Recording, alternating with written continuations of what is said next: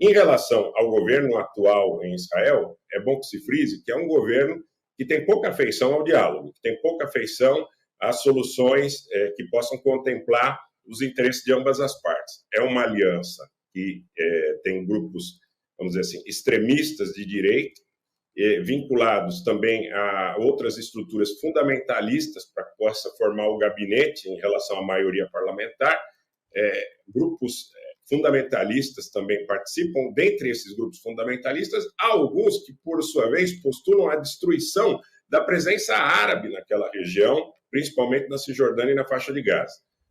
De alguns anos para cá, se não me falha a memória, a partir de 2018, existem 7 pontos elencados como sendo diretrizes do interesse nacional de Israel. Um deles, por exemplo, fala na questão da não negociação e da indivisibilidade de Jerusalém, que, segundo as manifestações do Conselho de Segurança da ONU, deve ser dividida. Mas, segundo essa percepção mais fundamentalista, ideológica, extremista em Israel, que também é uma posição que acabou se espraiando, inclusive em setores democráticos da sociedade israelense, de forma não unânime, mas de forma majoritária, Jerusalém não deve ser objeto de negociação. Isso é muito caro para o mundo árabe, isso é muito caro para o mundo palestino, isso é muito caro tanto para xiitas como para sunitas, porque você tem ali a mesquita de Al-Aqsa, que é um ponto de referência importante para todos os que professam a fé. Então, eu não acredito, na realidade, que nós tenhamos a solução que destrua palestinos, ou que destrua israelenses, ou que destrua a expectativa ou a existência desses entes. O razoável, o mais objetivo, o mais claro, nesse contexto, nesse momento, seria imaginar que nós pudéssemos ter, sim, uma solução de 2 estados, que vai ficando cada vez mais difícil, em função, inclusive, da bomba demográfica, porque você tem 21%, pelo menos, da população nas fronteiras de Israel, e aí eu não incluo nem Gaza, nem Cisjordânia, que é de origem árabe, entre cristãos e muçulmanos, majoritariamente muçulmanos, mas a solução viável, ao meu ver, com garantia de segurança para ambas as partes, é sim que ambos os povos tenham direito aos seus estados e a um convívio minimamente pacífico. O grande problema é que o tempo vai passando e tem o aspecto da bomba demográfica. Porque se você agregar os mais de 4 milhões de palestinos entre Cisjordânia e Gaza, mais desses 21%, aproximadamente, dentro do Estado de Israel, você vai ter um balanço demográfico que vai tender favoravelmente aos árabes, vamos dizer assim, de um modo geral.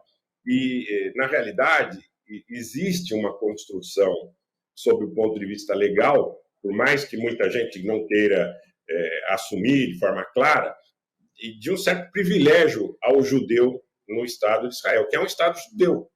Então, essa questão precisa também ser, vamos dizer assim, discutida. Porque se Israel quiser preservar a natureza do Estado dentro destas fronteiras, há que fazer concessões. Ou você vai ter uma política, sim, de preconceito explícito entre populações que mereçam ou que não mereçam determinados direitos, determinadas faculdades, por exemplo, a questão do porte de armas, a questão de alguns direitos legais em relação ao direito de residência. Tudo isso precisa ser discutido, porque nós não podemos ter uma política que defenda aqui no Brasil, por exemplo, vocês falaram agora há pouco propaganda, que Israel é uma democracia no Oriente Médio cercada por autocracias ou por ditaduras. Eu não estou fazendo defesa de nenhum regime ali vizinho a Israel. Existem problemas, existem aspectos culturais distantes dos nossos, não resta dúvida.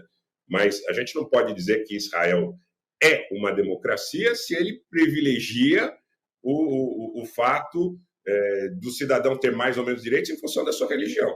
Isso é alguma coisa que vai precisar ser discutido. Não pode ser varrido para debaixo do tapete. Assim como não pode ser deixado... eu não deixei de condenar ataques contra civis promovidos pelo Hamas, acho absurdo, acho aviltante, contra qualquer tipo de baliza civilizatória. Se quiser definir como terrorismo, pode definir como terrorismo, mas também existe um outro aspecto que chama terrorismo de Estado. Porque você não pode bombardear crianças jogando futebol, você não pode bombardear centros religiosos ou hospitais em nome de um combate já não mais cirúrgico ou seletivo às fontes dos ataques, e sim em nome de uma política de que agora vale tudo.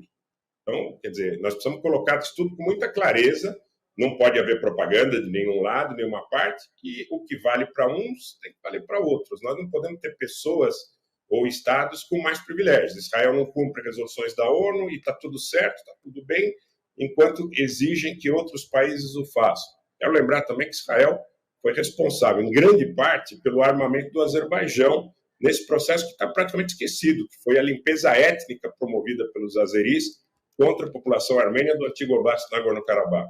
Mais de 150 mil pessoas, isso antes do conflito inicial em 2020, foram alijadas de qualquer tipo de contato com as suas casas, com as suas igrejas, com seus hospitais, com seus clubes, crianças perderam escolas, perderam tudo. Isso tudo acontecendo sob a passiva observação da chamada comunidade internacional. Então, o que vale para um tem que valer para outro.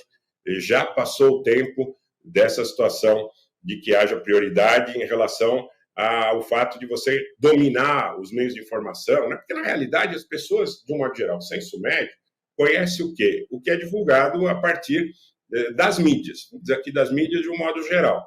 Então, se as mídias, de um modo geral, divulgam que Israel está a combater o terrorismo e que tenha direito, por exemplo, de bombardear escolas, campos de refugiados ou crianças jogando futebol, porque ali tem um terrorista próximo, isso tem que valer universalmente. Ou a gente condena universalmente, ou a gente vai porque ele vale tudo perigoso.